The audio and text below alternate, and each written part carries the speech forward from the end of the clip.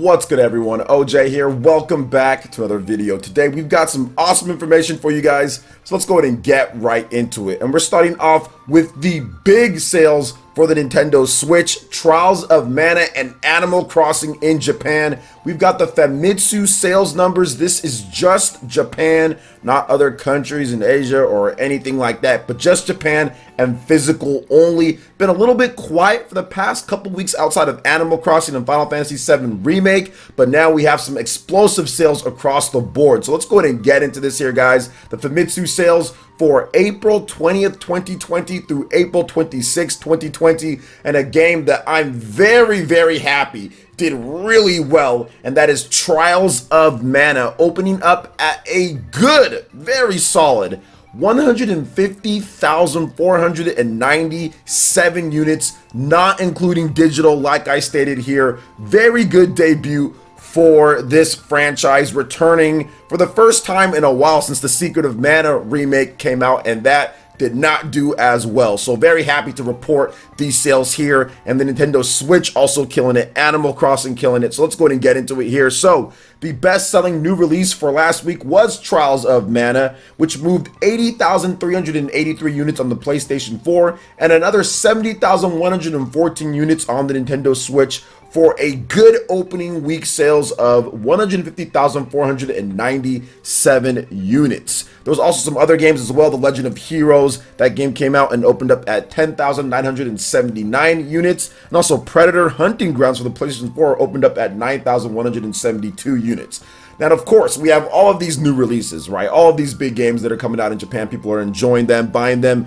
But there's one game that continues to reign supreme and has actually become pretty much the best-selling game of this generation, right? And the best-selling game on the Switch, and that is Animal Crossing New Horizons. Guys, there's nothing else like it. This is a phenomenon. Like, there is no other game that's just came out this generation. PlayStation 4, Xbox One, Switch, Wii U, whatever generation, 3DS, the Vita, any type of like modern game in terms of in Japan. There's no game like Animal Crossing. This is the most spectacular sales that I've seen for a Japanese game in Japan, or just for a game in Japan, period, in this whole generation, the last generation. This is absolutely amazing what this game is doing. And I'm not exaggerating here, guys. This is crazy.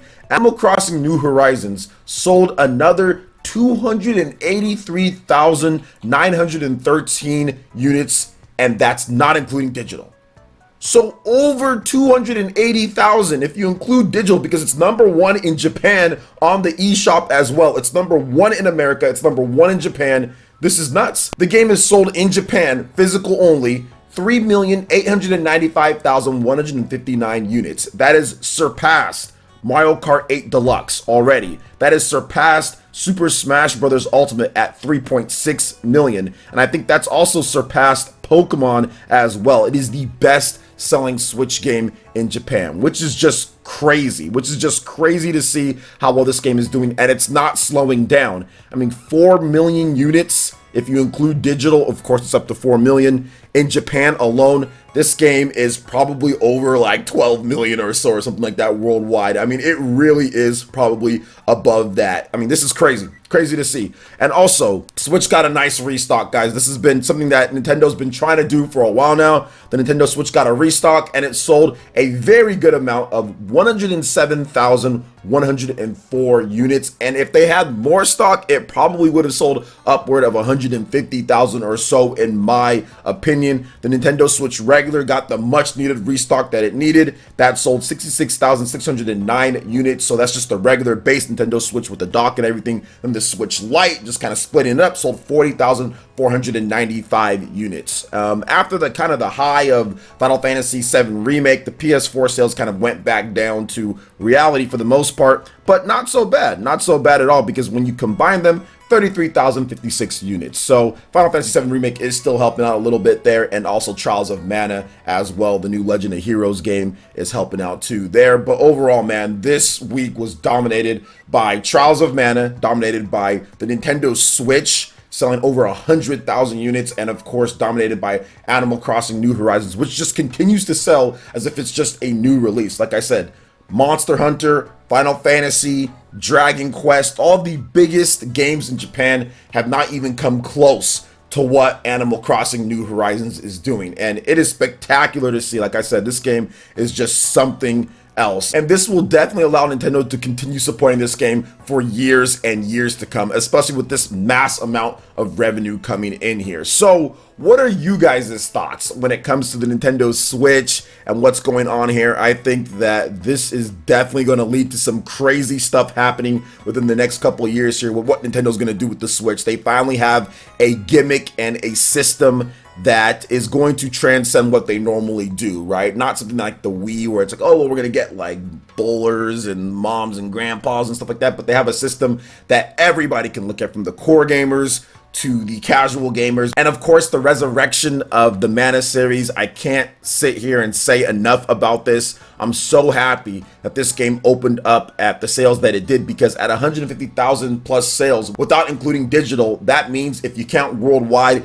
it's definitely going to get over 1 million before the end of the year, because the European and Western sales are always a lot bigger than what we see in Japan, because there's just more systems and people out there. But yeah, Trials of Mana finally getting its due. The Mana franchise showing that people do want this. This shows that we do want these classic games. We do want these rebirths and all of that. And the Mana series is good. It's a good franchise, and these sales prove it right here. So Square Enix, continue with the Mana franchise, continue remaking things, making new games, and let's see that Chrono Trigger next, because I think that's the next big one to come from them because of the success that they've been having, remaking, reimagining, whatever you want to call it, with these games, with Final Fantasy VII and also with Trials of Mana. This is fantastic. So what are you guys' thoughts on all this? Let me know in the comment section below. All right, and moving on to the next topic here, guys. We've got some big updates for Xenoblade Chronicles Definitive Edition. Yes, they are improving a number of things for the quality of life segment in this game, and man, am I excited about that. We've got quest and equipment revamps detailed here. This came from the official Japanese Xenoblade Chronicles Twitter account. So let's go ahead and go over some of this stuff here.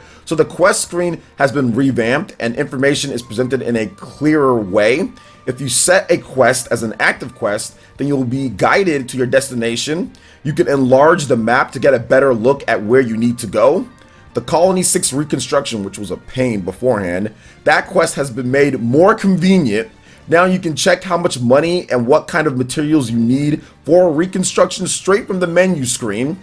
You can see the affinity chart from the menu screen as well, seeing details about the various people you've met during your journey.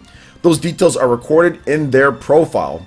You can see the hours they are active, the places they can be found, items you can trade with them, and more. Fashion gear allows you to choose what your characters look like at all times, which is really cool because some of the gear looks really dumb in Xenoblade Chronicles, and you might not want to like wear it to where it shows, but you want to have the attributes of that gear. So that's good for that.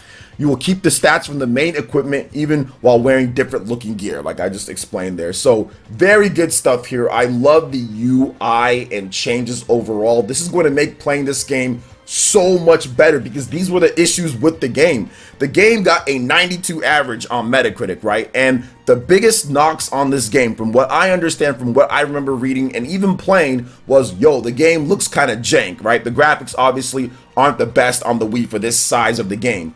That's been cleared up. That's been fixed. The game looks way better than it did back then on the Wii. Another problem was some of the management, right? The UI, the management, the tediousness of trying to track quests, where to find people, all of that. That's been completely fixed. With these UI overhauls and with these tweaks, the quality of life of this game is so much better. And I see it once again as a Persona 5 to Persona 5 Royal type of situation, to where, yeah, this game's just gonna get way better. And I see this as one of those things to where you take a game that's already really good and you just make it that much better. So I think it's gonna reflect in the scores as well. Yes, it's been a decade since the game's been reviewed, or more like 8 years if you talk about the Western version. But still, man, it's really good to see these changes, and I'm expecting this game to do very, very well, whether it's sales-wise or even reviews wise. I think it's going to do great in both ways. So what are you guys' thoughts on all these new things being added in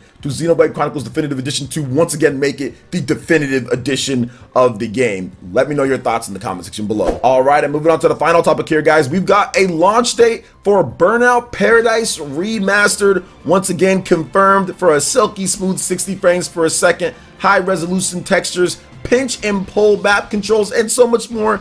But the only problem, there's one big problem with the game, and that is the price, but everything else seems to be pretty good here. So the Nintendo Switch version of Burnout Paradise Remastered will launch on June 19th for $49.99, which is just a bit high compared to other platforms, but once again, this came out. We got the Switch tax on there. Publisher Electronic Arts has announced, and also Nintendo announced it on their Twitter page as well. That's where I first saw the news. So the game originally came out on the PlayStation 4, Xbox One, and PC back in March 2018. So we're going on 2 years now for this one.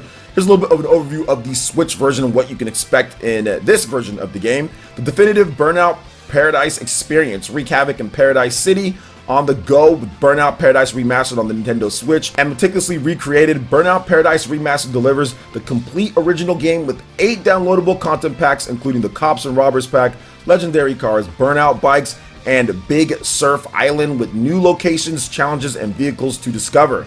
The ultimate driving playground. Forget the rulebook as you blaze a path of speed and destruction through the Paradise City. Smash through traffic and rule the roads in adrenaline-fueled online races and social challenges with up to 8 other players, or pass the controller or console in local play. Full throttle graphics, optimized for the Nintendo Switch with a wide range of technological enhancements. Soak in the sights of an open world in 60 glorious frames per second, high resolution textures, and pinch and pull map controls. So you guys can check out more information on the game and pre-orders and stuff like that. But once again, the biggest thing here that I've seen from fans out there is like, yo, this game is amazing. I actually played the game back on the PS3. I platinumed the game. I thought it was fantastic. When I was in college, I played that. But the problem is the price, like $49.99. That's just a bit too much for going on a remaster of a 2-year-old port of the game, right? So you have the remastered version, which was originally on the PS4 and Xbox One, which originally launched like a decade ago or so on PS3 and 360. I mean, that's obviously like, yo, like the price is a little bit of a problem here. And I think people definitely aren't going to pay that. Most people, and probably gonna wait for price drops. But that's the cool thing with this, guys. It's like, you can complain about the price and all that, just wait for a price drop, because these games always drop in price, especially remastered games on the Nintendo Switch drop in price fairly quickly. So if I were you guys, if you want to get the game, just wait, and it'll be available later down the line, because most people aren't gonna buy it for $49.99. So if you just wait, you can get it for a better price later. So what are you guys' thoughts on the big sales here? Xenoblade Chronicles Definitive Edition and Burnout Paradise. I'd love to hear what you guys have to say in the comment section below. All right, guys, that wraps it up for this video here. Check out the link in the description. We've got Twitter. Go ahead and give us a follow on there. Stay up to date on all the latest gaming news and information. Also, make sure you like, comment, and subscribe, and share this video if you can. Thank you guys so much for watching, and we'll catch you guys for the next one. Peace.